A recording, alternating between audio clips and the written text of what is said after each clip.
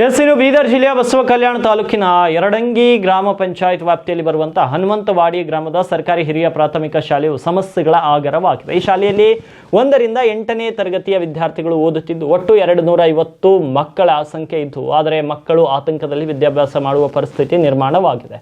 ಶಾಲೆಯಲ್ಲಿ 6 ಶಾಲೆಯ ಕೊಠಡಿಗಳು ಶಿಥಿಲಾವಸ್ಥೆಗೆ ತಲುಪಿ ಸೋರುತ್ತಿದ್ದು, 1-2 ಕೊಠಡಿಗಳು ಬೀಳುವ ಪರಿಸ್ಥಿತಿಯಲ್ಲಿವೆ. ಇದರಿಂದ ಇಲ್ಲಿನ ಮಕ್ಕಳು ಹಾಗೂ ಶಿಕ್ಷಕರು ಆತಂಕದಲ್ಲಿ ಕುಳಿತುಕೊಳ್ಳುವಂತಹ ಪರಿಸ್ಥಿತಿ ನಿರ್ಮಾಣವಾಗಿದೆ. ಇತ್ತ ಗಮನ ಹರಿಸಬೇಕಾದ ಅಧಿಕಾರಿಗಳು ಮತ್ತು ಜನಪ್ರತಿನಿಧಿಗಳು ಕಣ್ಮುಚ್ಚಿ ಕುಳಿತಿರುವುದು ವಿಪರ್ಯಾಸದ ಸಂಗತಿಯಾಗಿದೆ. ಇಲ್ಲಿನ ಶೌಚಾಲಯಗಳಂತೂ ಇಲ್ಲದಂತಾಗಿದೆ. ಶೌಚಾಲಯಗಳು ಇದ್ರೂ ಅವುಗಳಿಗೆ ನೀರಿನ ಸಂಪರ್ಕವಿಲ್ಲದ ಕಾರಣ ವಿದ್ಯಾರ್ಥಿಗಳು ಮತ್ತು ಶಿಕ್ಷಕರು ಪರದಾಡುವ ಪರಿಸ್ಥಿತಿ ನಿರ್ಮಾಣವಾಗಿದೆ. ಸರ್ಕಾರಿ ಶಾಲೆಗಳ ಉಳಿವಿಗಾಗಿ ಶ್ರಮಿಸಬೇಕಾದ ಕ್ಷೇತ್ರ ಶಿಕ್ಷಣಾಧಿಕಾರಿ ಇಂತಹ ಗಂಭೀರ ಸಮಸ್ಯೆಗಳತ್ತ ಬಗೆಹರಿಸದೇ ಇರುವುದು ಭಾರೀ ಆತಂಕಕ್ಕೆ ಕಾರಣವಾಗಿದೆ. ಇಂತಹ ಗಂಭೀರ ಕಾರಣಗಳಿಂದಲೇ ಸರ್ಕಾರಿ ಶಾಲೆಗಳಲ್ಲಿ ಮಕ್ಕಳ ಸಂಖ್ಯೆ ಕಡಿಮೆ ಆಗ್ತಾ ಇರುವುದು ಮೇಲ್ನೋಟಕ್ಕೆ ಕಂಡು ಬರುತ್ತಿದೆ. ಮುಂದಿನ ದಿನಗಳಲ್ಲಾದರೂ ಅಧಿಕಾರಿಗಳು ಸಮಸ್ಯೆಯನ್ನು ಬಗೆಹರಿಸಿ ವಿದ್ಯಾರ್ಥಿಗಳ ವಿದ್ಯಾಭ್ಯಾಸಕ್ಕೆ ಅನುಕೂಲವಾಗುವಂತೆ ಅನುವು ಮಾಡಿಕೊಡ್ತಾರ, ಕಾದು ನೋಡೋಣ.